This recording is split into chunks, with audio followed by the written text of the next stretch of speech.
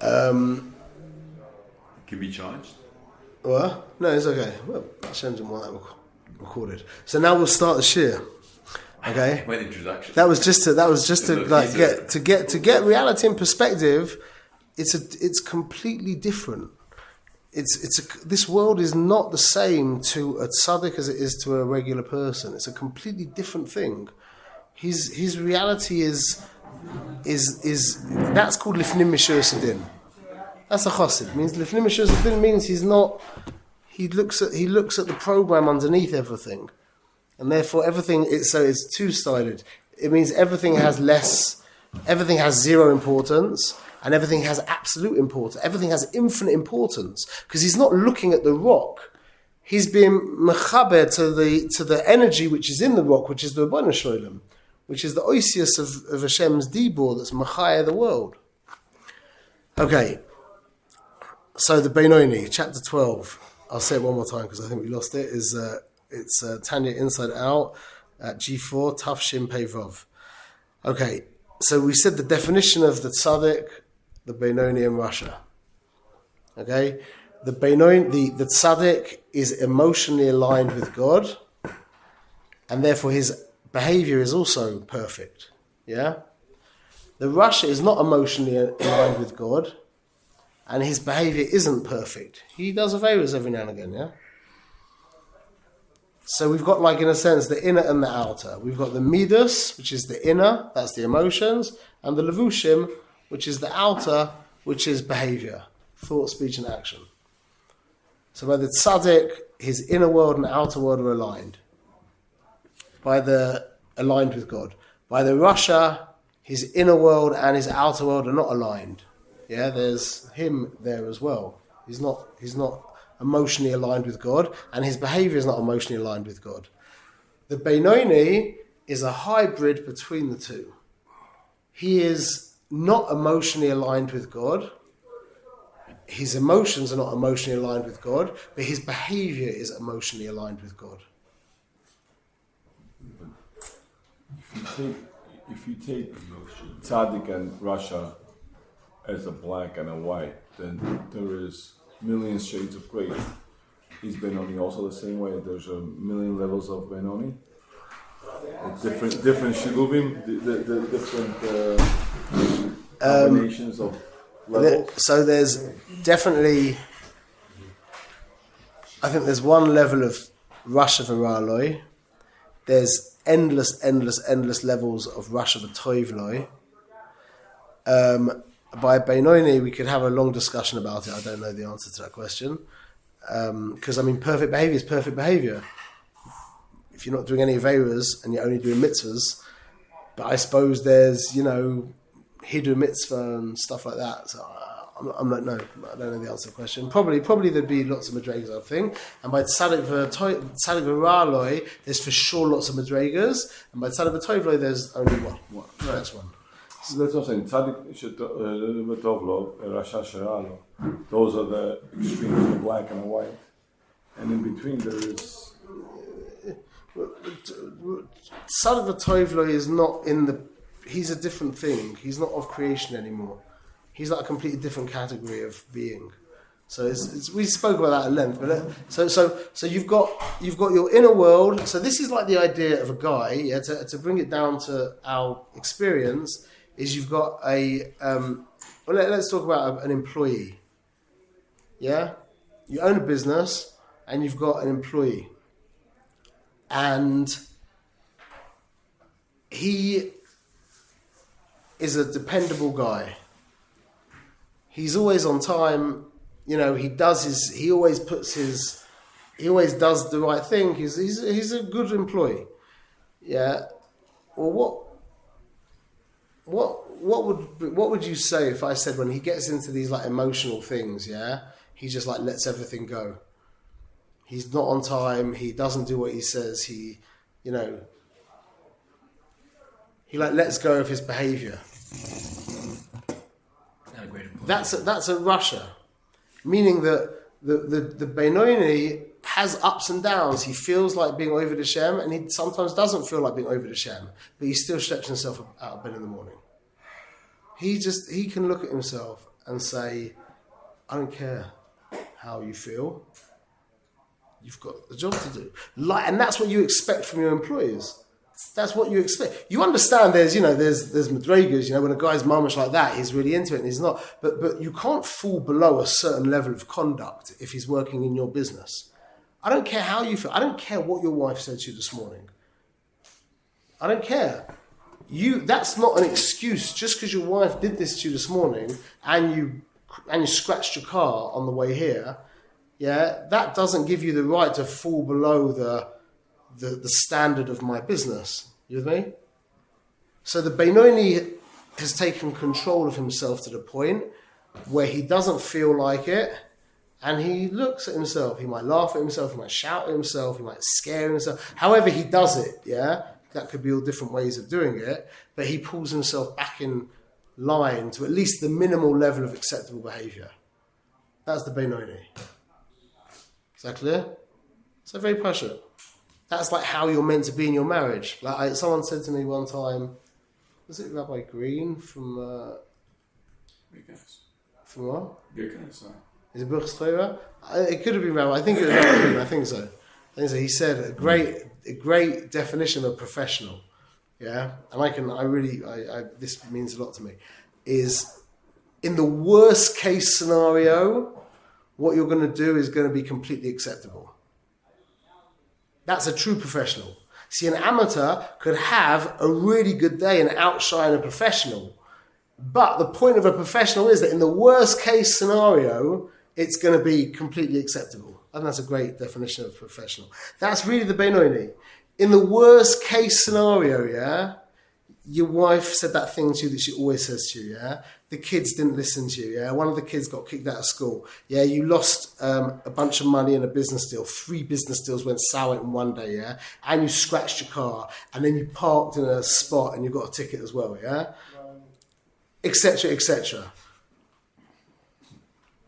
And he's like ready to and okay, you're probably not going to be it's not going to be a 3-hour shachris this morning, but there's going to be at least shachris. You with me? There's a gavul, like level. A minimum. He never ever falls below the minimum. What's that minimum? Show up. What? Show up. Well, the minimum is Shulchan Aruch, like without all the hidurim, without all the extras, just the basic letter of the law. Yeah, he never goes below that. He never does an avera. Doesn't matter how he's feeling, he won't click that link on that. He won't click that link. He doesn't have a phone. Huh? Because he doesn't have a device. He doesn't what? Have a phone. Doesn't have a phone. Yeah. I said something the other day. I wonder how many Sfarim from the old days, like Sfarim that our Yiddishkeit is all based on, wouldn't have been written if smartphones got invented 1,000 years earlier. We have no idea. It's like a chutzpah to say such a thing, but that Nisayon, I don't know what anyone puts themselves through that Nisayon. I know that I have one person who agrees with me, but I don't know what anyone puts themselves through that Nisayon. What? I think everybody agrees. Everyone agrees. Yeah, you're right. Everyone agrees. Yeah. I have no idea what anyone put. Oh, you also? Yeah, you don't have. I have no idea what anyone puts themselves through that Nisayon. If you were to literally offer me Tesla and SpaceX and boring, I'll give you a whole lot. If you have a lit smartphone in your pocket, if I can have it off, I'd do it. If you could you have to have a lit smartphone in your pocket connected to these things, I wouldn't even think for a second. $1 billion, $1 trillion. It's like somebody asking, would you cut off your arm for $1 trillion? What are you talking about? That's in my mind, that's much exactly how it is. Wouldn't think for a second. Like on the airplanes, on an airplane one time, I was watching the chevra eating. They had in Mama's basa v'cholav. Eating. I had my kosher meal that you get first, and I'm finished. I'm watching everyone eating. It looked really nice, and I can see people really enjoying it. I'm looking, and I'm being misboinen, and I'm imagining Bill Gates. This was when Bill Gates was like someone big. I'm imagining him coming up to me and offering I can't remember, $1 billion just to take a lick, just to take a little taste. I said, what are you talking about? Of course I'm not going to do that. No, everybody in the room would agree with this. Everybody, no one in this room, I don't believe, would take even a taste Te'ima. I'm not talking about eating the whole thing. Just a lick of the sauce for $1 billion. And if you would, then you have to work that out. But I don't think anybody here would. Yeah? It's not doing as well as for the that. $1 billion. What? I'm You tempted- could do it without the billion. No, that's I'm trying to emphasize the opposite end of the fact that it was $4 billion would obviously I'm not doing it, but is there interest at other times? I haven't done it, but the interest. If it's $4 billion, then no, you can't buy my soul, whatever. That's a different level. But But this is the Benoni. The Benoni has a price. That's the thing. He doesn't have a price. That's the point. He's gone beyond price, meaning that the Russia has a price.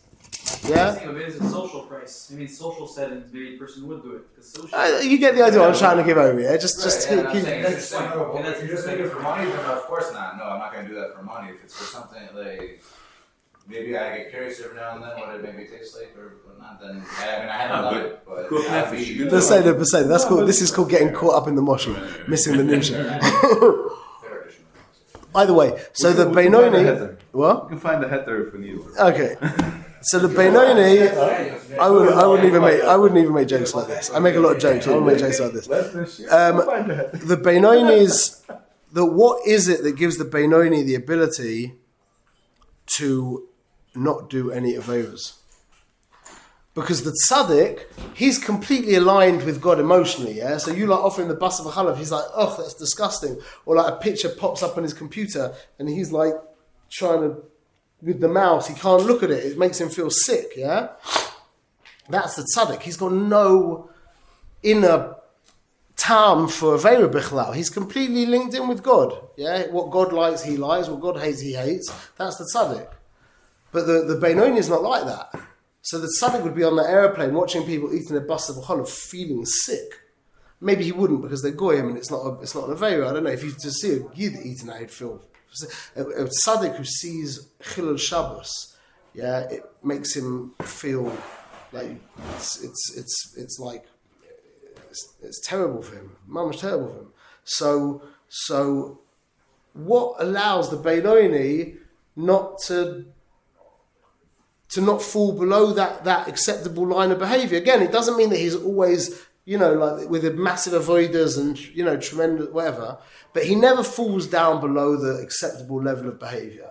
What is the koyach that he has? It's 4 words. It's Ira or Hava. It's one of those two. What? It's either Ira or Hava. Ira? Either fear or love. Oh, Yira'ava. Well, it's not really. That's by the, like, maybe what you're, I'm not sure what you're saying exactly. That could be taken a lot of ways. That what gives the Benoni koyach to never. That's a very good point. That's 4 words. instead of yeah, 4 but words. that's even deeper maybe. But what gives on a more superficial, more kind of mechanical level, yeah, more logistical level, moyech shoyle al halev. His mind is in control of his heart, which really means the part of his heart that's responsible for behavior. And that is called, I know it's weird to say this in this generation, that is called a normal human being.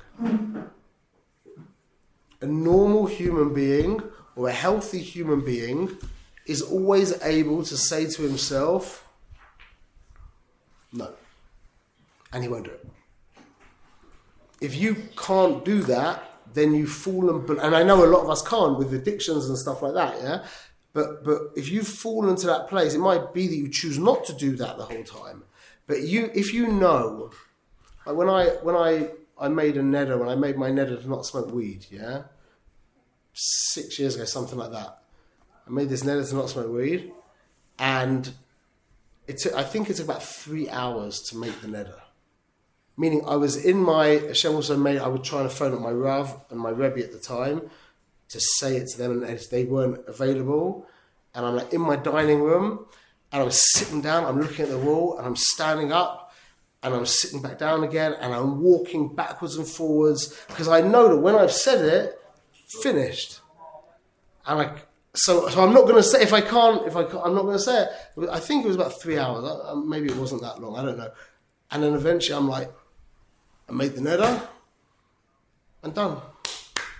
I didn't smoke any weed since then. That's just being normal, a normal, healthy human being. That's where we need to. That takes practice, and it took a lot of avoiding maybe before that, whatever. Yeah, and you're not always so strong to do that. But you know that when you've said X, it's you can say to yourself no. So I made okay. So the Beinoini, he has moyach shela alalev. Yeah, his mind controls his actions, and we've said many times. A great example of that is the guy who hasn't smoked for 6 months. Yeah, and he's had the worst day in his life. Everything's terrible, and he bought a packet of cigarettes, and he can't take this anymore. Yeah, and he's got the cigarette in his fingers, and he's got the lighter. Yeah, and no one could say anything to him. Nothing. It's signed and sealed, yeah? And you jump out and you splay out $10,000. You say to him, put the cigarette down, $10,000. Done. Maybe for $1,000, maybe $500, maybe you need $100,000. I know, but there's a price there. Yeah, that shows you that Moishal Alalev. If you're like your wife does that thing again, yeah. If you're married, whatever. So keep bringing it back to that. I know something, not married. If your wife does that thing again, yeah, and you can't, you're like, you're breathing, you're like doing all the stuff, yeah. You're sitting quietly, you're trying to stop thinking, yeah, but you just have to call her on it again. Yeah, you just have to say something. Yeah, you know what I'm talking about? It's like there's no. Even if Moshe himself came down, you're thinking and said, don't do it, you'll be like, I can't, yeah? You know that if your father-in-law jumps out and offers you $10,000, yeah, you'll bite your lip. And what's even more amazing is that desire will actually dissipate as well. That's what it means when it says that there's a yison of chokhmah over chosheh, of tov over ra, or chokhmah over what's the word he used? 1 minute.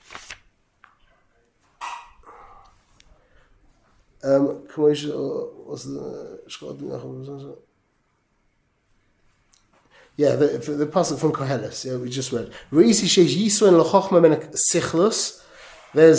saw that there's an advantage of chokhmah over foolishness. Like the advantage of light over dark. Okay? Everyone knows that's a famous thing, yeah? Why do you need a moshul?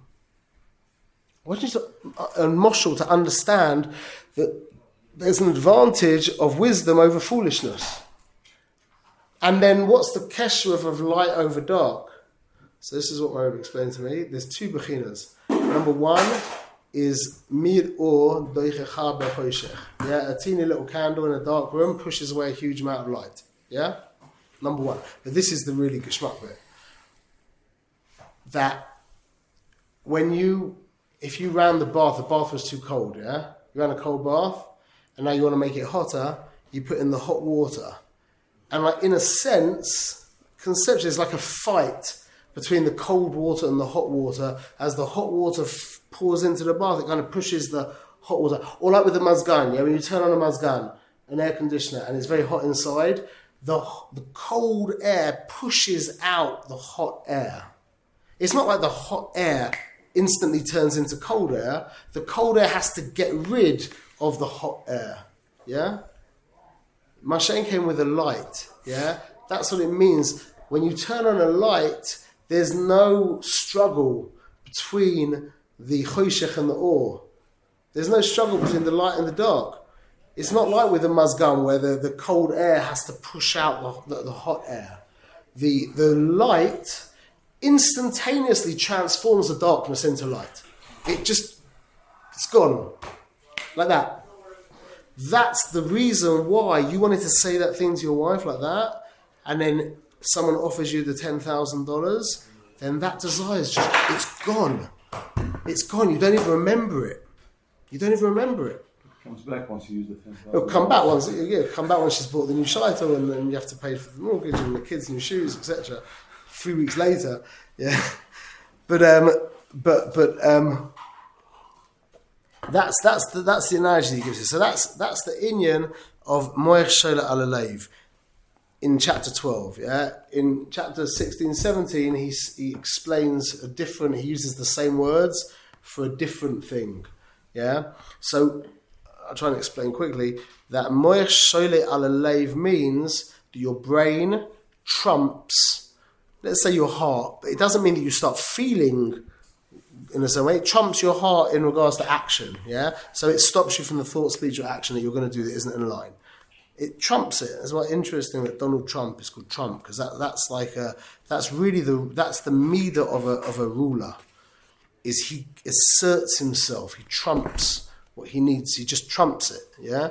So your brain trumps your desire to do X, Y, or Z that isn't in alignment with Ratzon Hashem. Yeah? That's my Shola Alalev. And there's another Madrega that's called your mind being a dictator, where your mind just says no. And by the way, if you want to be able to say no to yourself, if you've got anything that you want to say no to, I'll give you an amazing eitzah of how to say no, is you have to define clearly, make very clear the definition of what you're not allowed to do. Make it absolutely unambiguous. No vagueness, is that a word? Mm-hmm. No vagueness. Huh? No ambiguity. No ambiguity whatsoever, yeah? It can't be vague in any way. So I'll tell you, I got over a tithe that I had to check my online school of profits, yeah? I said, if anybody has any online sales thing, yeah, you know what I'm talking about. You've sold stuff online? No? Anyone who's had an online sales business, the tithe to check the graph is like, you think it's hard to not look at likes, and subscriptions and stuff. But yeah, the tithe to not look at your graph is like, so I was looking at it like hundreds of times a day. Like just keep clicking, especially when we're running promotions and you see it, it's like, it could be hundreds of dollars, thousands of dollars different, keep checking. It was driving me nuts. I just couldn't. And you can't not check it. You can't just say, okay, I'm not going to check it, because you have to. What? And it's not working. You're not working. You think you're working. You're what? You're not actually working. You're not doing anything. When you're looking at it, for sure not. And it breaks your set. So, but how can you? But you do have to look at it occasionally. 3 seconds I have to pull down and see. Yeah, exactly. You're clicking refresh. So my phone was saying, right, okay. So I struggled with this for years, and I couldn't think of a way of how to because you had to look at it sometimes, and then all of a sudden it's always like, well. So you set an alarm for once an hour? No. So I decided, and I still, this is years now, and I've got no time, I don't look at it anymore at all, is when it's light outside, you can't look at it. When it's dark outside, you can't look at it. So there's a little gap in the day of like 15 minutes when I go look cooler. Like no smoking weed. So you can sit next to someone. Yeah. You can take that on. But the point is, once I made this thing really clear, it was done, immediately done. That thing that I struggled with for years, I think I maybe stumbled once or twice, maybe not even, and it was just gone. What's the key, the ultimate tool of the Yetzer Hara? What? Suffolk. Bidyuk. The ultimate tool of a Malik is Suffolk. And just as an interesting cute, say cute is it's not really fair, but when we read Parsha Zocher, yeah, they do it twice. They say Zecher and Zecher, yeah. There's a suffix. Yeah. There's a suffix. What's the suffix? Well, what's the suffix though? 1 dot. 1 dot. That's it. Is it a Tseir or a Segel? That's all a Malik needs. 1 dot, and he's got you. You want anything, any suffix whatsoever, then you're so the goal is to create frameworks and strategize in a way that the things you're trying to get away from, you can delineate so clear that there's no suffix. Then you can't. Then there's nothing. Then you've got a really good chance. Really good chance. Suffix is mamash ra. So, okay. So that's Moshe Alev. Okay. So now, what is the way that the Beinoni? There's two ikka weapons that we have. I don't know if it's to exercise the Moshe Alev I don't know how the exact relationship is, but there's two ikka weapons, bless you. The two ikka weapons that we have to make use of to become a Beinoni, yeah, or to experience the matzah of a Beinoni. And this is no surprise to you. The first weapon that we have against Yetzer Hara. Well, I'll just go just before I say that. I learned the Gemara today. I think it's in Avodah Zarah. I saw it in another sefer where Rabbi Akiva, Rabbi Tarfon, and the Chachamim are sitting in the Aliyah, and they're discussing what's greater, Torah or learning Torah or doing mitzvahs. So they ask the questions: which one's bigger, Torah or mitzvahs? Yeah. Rabbi Tarfon says doing mitzvahs.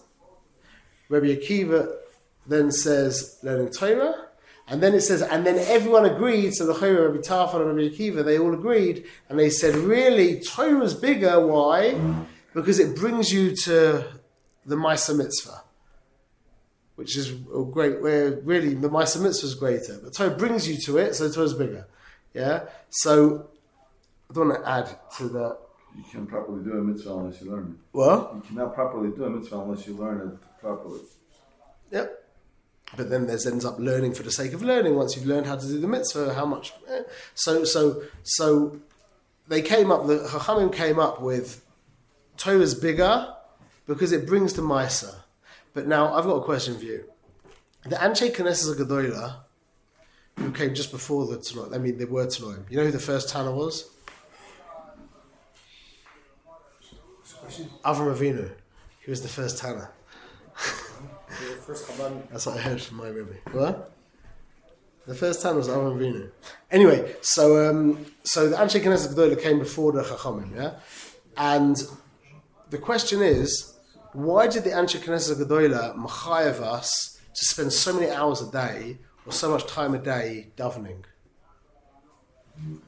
They, instead of giving us the Siddur, they could have, created the Machalek, Mishnayos, they could have made the Choik Yisrael.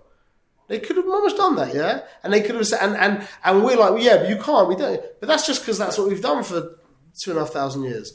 But if they had made a Choik Yisrael, and we learned a bit of Mikvah, a bit of Mishnah, a bit of Talmud, Zoya, yeah, that would make a lot of sense. So, I just have to catch, it wouldn't be a minyan, I just have to catch the learning Seder, and you sit there for 15 minutes and you go through that day with, 10 of you together learning. They knew there was going to be an app. They knew there was going to be an app. My hearing is so bad. Say louder. They knew there was going to be an app. And then Daf Yomi. You can't replace it with an app. So why didn't they do that? When we learn, go into any yeshiva, and everyone says, the Gemara says over and over that Chaya Olam, which is learning Torah, is much greater than Chaya Shah, which is Tefillah. So why weren't they Machayev instead of, or at least Chetzi, something? All they said was Kriya Shema. Saying Kriya Shema, the first break of Kriya Shema, in the morning and the evening, you're Yotzi, your whole Chiyuv of Talmud Torah. It's a good question, eh? So, I'm just saying this from my own experience. I think the reason why is because of the answer that Chachamim gave. That Limud Torah is more than doing mitzvahs because it brings you to Limud Torah. So the most important thing of everything is tefillah, because it brings you to limud Torah, which brings you to mitzvahs. That's the ultimate weapon, not the ultimate, that's one of the two weapons that the Beinoni has at his disposal, is shachris. Shachris is not this hassle that you just have to do every morning. Shachris is out, and I'm saying this from experience, because I made a decision maybe a decade ago, I don't know how long ago, I made a decision that I'm going to treat Shachris with a lot of respect and give it the time, at least at the time that it deserves, on whatever level I'm at. And that's one of the truest things that I know. One of the truest things that I know is that if you approach Shachris with the respect that you know that it's due, we all know. I mean, you get numb to it because you've been doing it for 20 years. You walk in, they're already at Ashrei, and you just walk into shul. Yeah? You know that's not Kovadik. No one cares because everybody does that. It's like, that's just how it is, and it's very hard to, not do that. But you know that that's not right. No? Does everybody feel that is okay to walk in at Ashrei without having your talis and tefillin on? You got the first Ashrei? Out. What? The first usher or the second usher?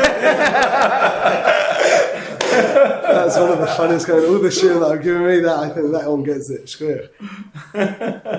The first Ashrei. I'll go even further and say that to start Psuke de Zimra with the Shliach Tzibor is already Behind the schedule. unacceptable.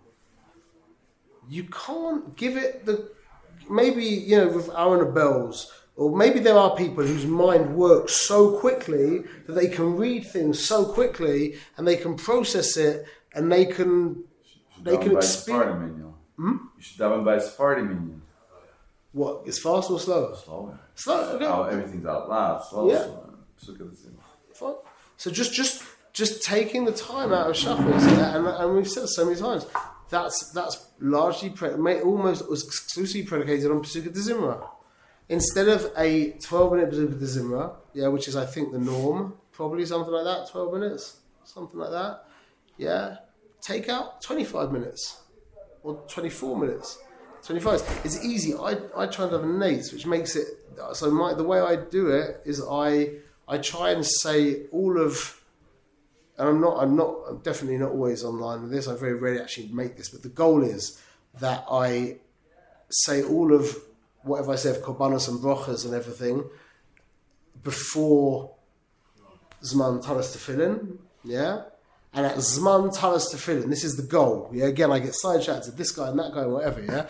But the goal is to put on Talis and Tefillin at Zman Talis Tefillin, and then I get, including Yedid Nefesh, I get the perfect amount of time to land at Shemona Esrei with the Tzibur.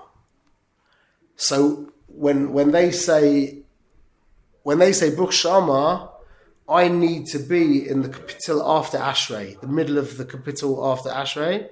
I've been at the same minyan for many years, And then when they say the goal is to have finished Yotze Or, the first bracha of Kriya Shema, when they say Baruch Hu.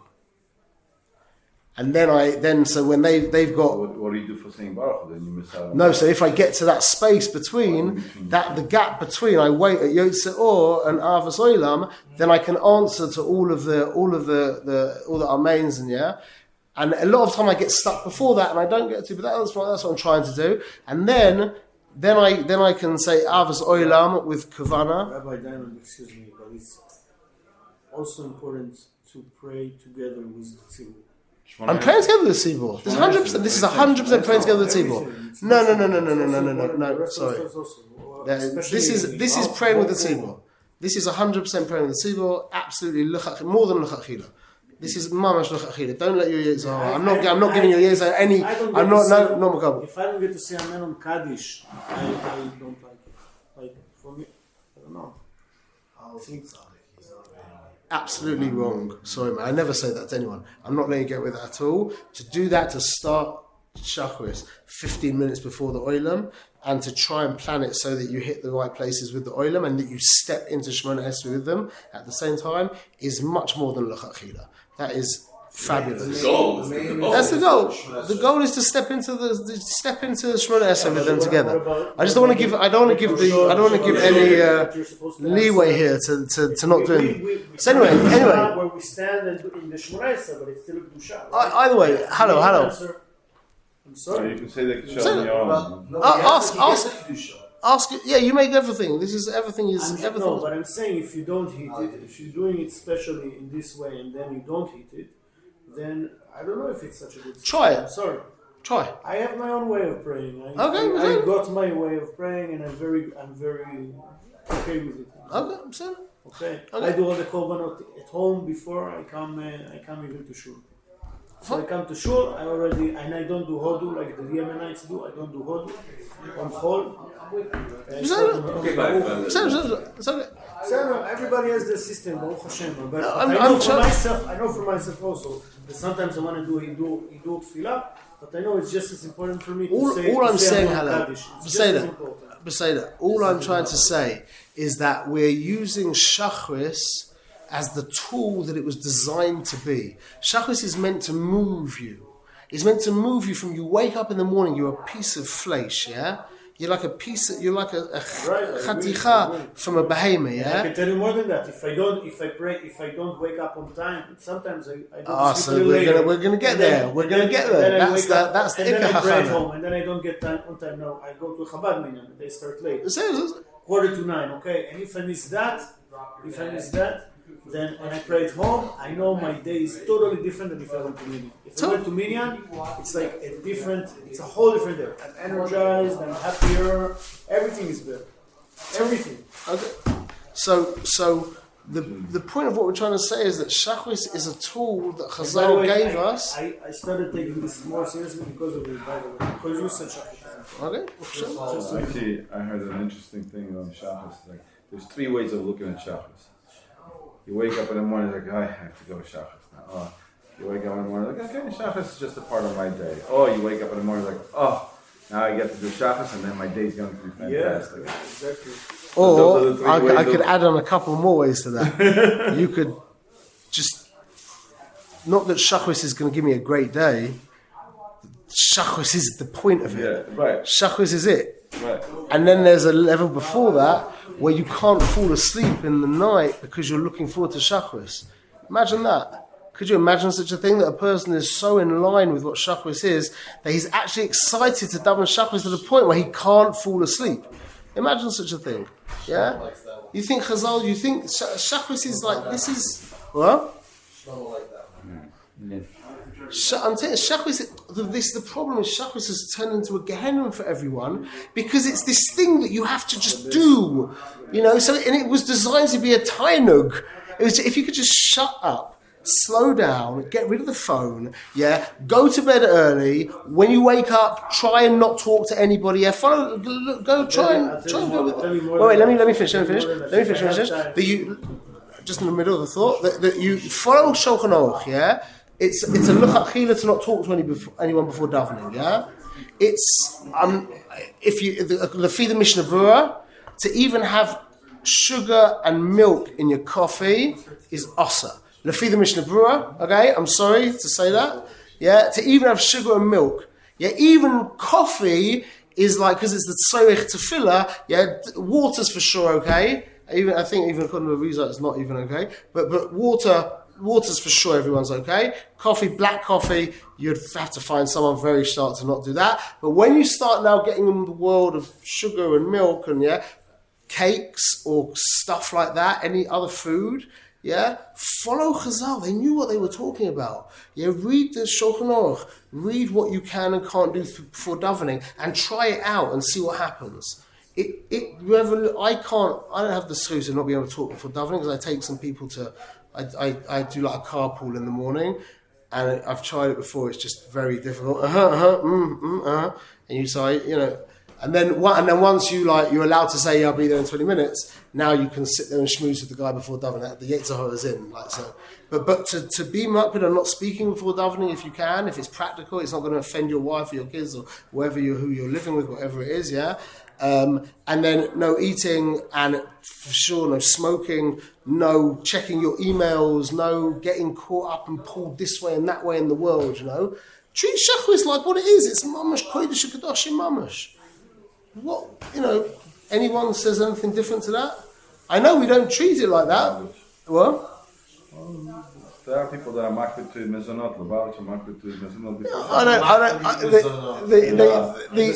The Balatanya definitely didn't eat mezonos. No. The Balatanya, read the Shulchan Aruch, the Balatanya for sure didn't eat cake before davening. I know that. But they're makbid. But say that again. This is like not. This is. It's not. I know according to the Sephardic halacha, it's okay to drink. It's okay to But that's not chocolate. as long as it's to help the That's feeling. what I said. To help the feeling, and it's okay. Yeah, so it could be that you need something sweet as well. That could also be. Yeah, again, like, is it an avera to have milk and sugar in your car? I'm not talking about averas. I'm talking about maximizing the effect of your shachris. Because what happens? What shachris is? Yeah, this is what the goal of shachris is. Shachris is sorry. Shachris is, if you do it correctly, shachris brings you to Yiras Shamayim. What does Yiras Shamayim mean? It doesn't mean you're scared of getting beaten up. Yiras Shamayim just means that you're cognizant of the fact that you're standing in front of the Melech Malchei HaMelachim HaKadosh Baruch Hu. That's what we're trying to do with Shachris. And it has a lingering effect, meaning if you go through the avodah of Shachris and you give it the respect it deserves, and the energy and the patience, etc. And not every time at all. But there's a good chance, or at least there's a chance, that by the time you get to Shemona Esrei, you're actually standing in front of the B'nai Shalom. It's like a roller coaster. Lahavdil. Like, you sit yourself in and it's like, and now there's no, you're doing it now. Doesn't matter what you want, you're on. Yeah, that's why I keep stressing Bazooka de Zimra, because if you give that time to Bazooka de Zimra, that's like and you get to the top, as opposed to not like, Bruch Shemashra Yishtabach Bazooka de Zimra is like you didn't go up the thing, you like walked underneath and you chapped where the roller coaster is as it comes down, and then you have to like climb up the first aliyah, You understand what I'm saying? So if you treat Bazooka de Zimra properly, it's like it takes you up to the top of the thing, and then you just go with it. You're done. You've got Birchas Kriya Shema, you've got Kriya Shema, you've got Yitzias Mitzrayim, and then you're standing in front of the B'nai Shalom. It's like a prayer bath. What? It's like a prayer bath. You're bathed in prayer. A prayer bath? Did you say? Yeah. Like an ambatya? That's what it feels like. Like an ambatya. Yeah, you're like immersed in prayer. So but it's like it's like a jacuzzi, it's like being on a roller coaster with a jacuzzi, like being but on a roller coaster, because you're moving somewhere. You go through all the olamas. You end up in the level of Ratzon. You go through emotions. Yeah, Olam Yitzira. That's Bazooka de Zimra. That's the emotions. Then you go into Olam Abriya, which is the Seichel. Yeah, that's Kriya Shema and Bichas Kriya Shema. And then you go into Ratzon, into Atzilus, which is Shemon Esrei, and then you start coming down again as well. It's like a whole. It's a journey. It's a journey, but it needs to be given the due respect. So that is one of the most powerful tools that a human being, or that a Jew, a Benoni, who's really a Jew, has in his arsenal. So it makes sense that the whole world is like, the whole oilam like takes shachris quite lightly generally, because that's the tachbolas yetzer. That's his ultimate, like he's like, what's the one thing that I can take away from Klal Yisrael that's going to cause takala in every other place? That's it. So don't let him do that. Don't let him do that. How much time do you piss away a day on YouTube? Don't answer that question. sum it up at the end of the week. Yeah, I'll get some kind of app. You can get an app, yeah? Get it to chart all the videos you watch on YouTube. And let's say 5% of YouTube watching is actually worth watching, yeah? And then chart how many hours by the end of the week you threw down the toilet. So take a few moments from that and invest it into Bazooka de Zimmer. For sure you waste more than 15 minutes a day. I think it's even more than that. When you go to sleep, you're in a form of tumor, right? So at least for me, this is it. When you go to sleep, you're in a form of tumor, right? Okay, your body is, let's say. It's tumor, okay? So I know for me, my experience is when I wake up, I feel the most disconnected. Like really, my whole day is like. So I'll give you a tip on waking up like a lion is what you eat before you go to bed. Even more important than what time you go to bed is what you eat before you go to bed. And bichlal, stop eating before 8:30, let's say. Again, I know these are hard things. What? Or sunset. What? Or sunset. There are people that max it to not eat after sunset. Okay. I've never heard I that don't know. before. For me, I've never been a good. Like mornings for me have always been hard. Okay. And I'm just saying, for me, like Shacharis is like it feels like there's a little bit disconnection there. Like when you wake up, you feel disconnected. I feel. Of course, you wake up. That's the image. Do you go to the mikvah? Do you go to mikvah? It's like what? Do you go to mikvah? Not every morning. So mikvah's it's also a good thing. So just logistically. Yeah, that's also part logistically of waking up. Yeah, it wakes you up. And just getting a cold mikvah, have a cold shower. Like for me, I know my life will be like if I get to the point where I can do mikvah every morning and do next davening. I know my life is like. So now strategize and plan to get to that. Like somebody wants to take over the market share. Yeah, somebody wants a big market share of a certain. His goal is to own the entire electric car market. Yeah. What do? You have to sit down with a pen and paper and chat GPT and work out how am I going to strategize, create goals, small goals that you can. What I'm trying to say is that. Shachrit is like a reconnection every day with God. And I know, I have this feeling that if I don't do Shachrit, it's not going to be the same connection. Of course. It's not the same. But I'm talking about how to maximize that connection. That's what we're talking about. We're just talking about how to squeeze the most out of Shachrit. Squeezing it. The Rebbe uses this word in Tefillah, mitzuya nefesh, like the wringing out of the nefesh. But anyway, so let's move on. We've got another few minutes and we'll finish off here, B'ezrat Hashem. So what's the other tool? What's the other weapon? Studying Torah. Doesn't say that, interesting enough. And studying Torah is a very dangerous thing because studying Torah can be at some Chaim, it can also be at some mothers. So you have to be really careful with Torah. Torah is not a ticket. Torah is not a one-way ticket to Gan Eden. Yeah, Torah can be if you haven't predicated it on the right. Mitoich lo lishma bo lishma is not a haftacha. That's not a promise. If you're learning lo lishma, it doesn't mean you're going to come to lishma at all. In fact, the Mo'anaim says on that, the way I understood it, is it's mitoich lo lishma bo lishma. From your hatred and intolerance of the fact that you're serving lo lishma, from that you'll come to lishma. But if you've been brainwashed into thinking that lishma is some kind of madrega, lo lishma is some kind of madrega, some kind of something, then there's no haftacha bechlal that you'll ever get to lishma. So Torah he doesn't say. Again, it sounds like to me, if you put this, what I just said, which is a chiddush, what I just said is, if you daven properly, then you'll be able to work out time to learn, because you'll have more of a kesher to Rabbeinu Sholem. You'll be more aware of him, and you'll want to stop watching YouTube and start learning Torah. And if you learn Torah, that'll bring you to Maisius, to Mitzvah's Maisius, which is the whole thing. So the other thing he gives is Ben Adam L'Chaveiroi. And he says Tefillah first, and then Ben Adam L'Chaveiroi second. Yeah, I don't know if that's the order. I don't know.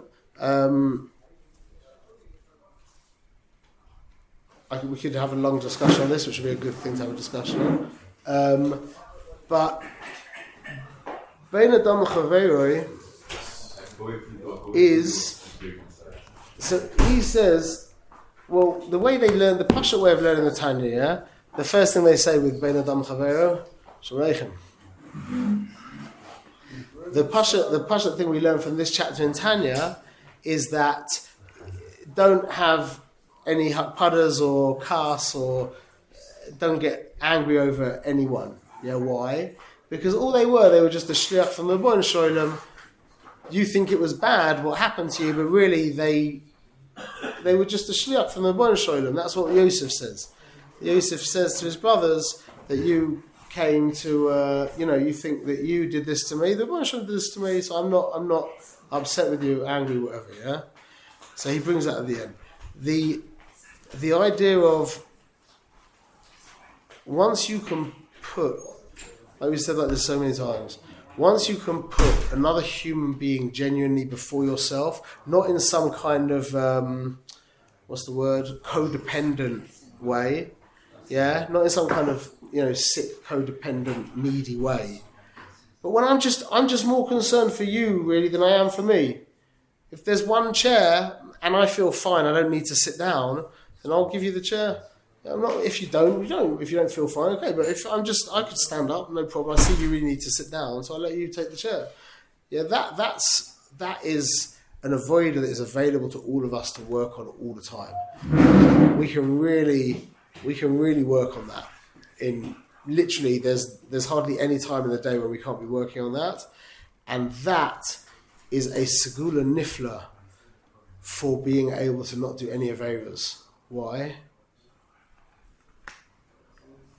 What's the kesher between being able to let you walk in the door before me, or park in my car? This is a guy, I've said this many times, parking my car when there's two spaces, you could park lazily and take the second space, and because there's just two spaces, and it's not even the other space, it has to be like a small car, yeah? Like a long car won't fit. But if you go mamash close to the car in front, a little car could get in behind you, but then you're going to have to do backwards, forwards, and the whole thing, yeah? So what do you do? Take it all up. No, you shouldn't. You should mamash squish in as close to the car as you can and make sure that you've left a place for the guy behind you. Because what you're getting from that will be worth much more than 2 tires, yeah, and 3 minutes of going backwards, forwards. You're caring about someone that you don't. You're taking care of someone that you don't even know of. Now this is if you walk away from one thing from the other, this is the ikka thing, yeah. If you can take care of someone you don't know of, if you can put yourself aside, because really, what do you want to do?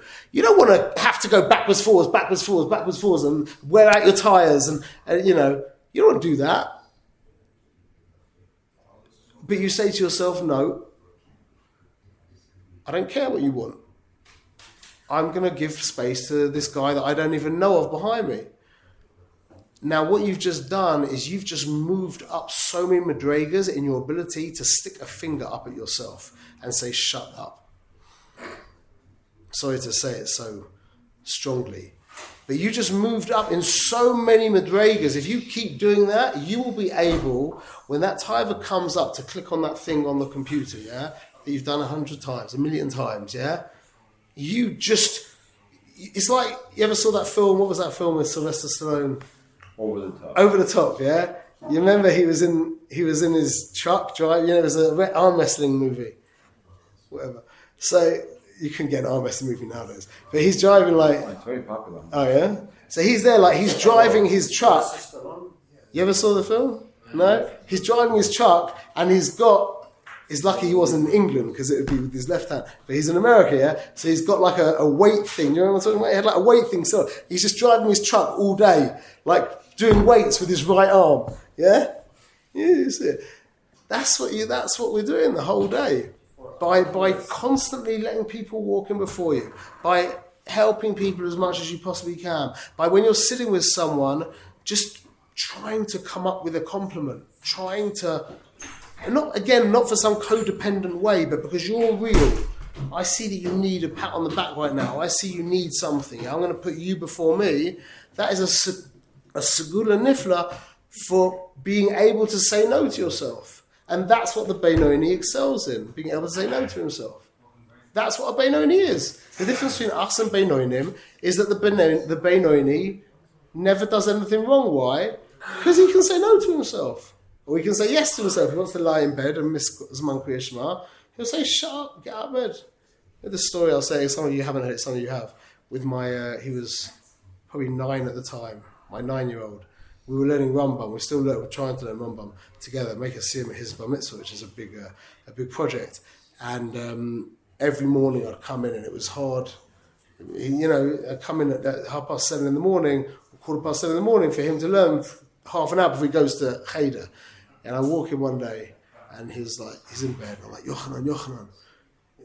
He's like, Abba, I'm really tired. And I said to him, I know, I understand, and I don't care at all. And I said, and there's 8 billion people in this world, and none of them care. No one cares that you're tired. So what are you tifresh min hatzibur? You just don't care. Just get up. And I walked out, and Tucker jumped out of bed. And he's a robust little boy now who can manage, after years of that kind of, don't take yourself so seriously. Look, don't get me wrong. I know, Hannah, what you're thinking about, yeah? There's a time and place where you need sleep. I understand that, whatever, yeah? But I'll tell you, this is, you say it like this, yeah? People say, well, you'll burn out, yeah? You'll burn out if you're just constantly on yourself like that, yeah? I don't remember the last time seeing anyone burn out, except for maybe when I was in Baal Tshuva yeshivas many years ago. Yeah. You remember the last time you saw someone burn out? Burn out? From being too stark in their avodah. Someone told me they burned out yesterday, but I think it's from doing nothing. So you know what you see instead of burn out? You see people getting snuffed out all the time. Snuffed out is when you light the mat, you light the candle, and it gets smaller, and you're like, and the match has gone out, and you're like, and it just goes. That's what happens to people, yeah? It's not just as bad, because I don't see anyone getting burned out. I see people getting snuffed. I see basically everyone snuffed out, all the time. Everyone's just like... I'm so close to doing nothing that they just collapse into nothing. It's like fat people who watch TV all day. They've got no energy. And you've got guys out there running and doing this and that, yeah? They've got all the energy. So people think that if you push yourself, you're going to have no energy. You're going to just be a blob on the floor. Yeah. It's the opposite. You become full of energy. Yeah. The more you exert, the more you have. It's just like this is how exercise works. So don't worry too much about burning out. Yeah, I burn out once every 3 weeks, once a month maybe, and I'll have a piece of cake and I'll sit on the couch for half an hour and I'll say in my mind, okay, you're putter from everything. And instead of if you say you're putter from everything, you're in the office, you've got the computer in front of you, then all hell can break loose. If you say you're putter, yeah, I'm not chayv into a mitzvah's bichlal now for the next half an hour, and you sit on your couch and there's no Wi-Fi, yeah, then you don't do anything wrong anyway, and you're like, and then you get up afterwards and you're energized again and you're back. I saw Sumaya Zilberberg one time, years and years ago. It was one of the big davenings, and I saw him come up. You know Sumaya Zilberberg? He's like a fire mamash. And he came up into the shul, everyone's waiting, and he's davening.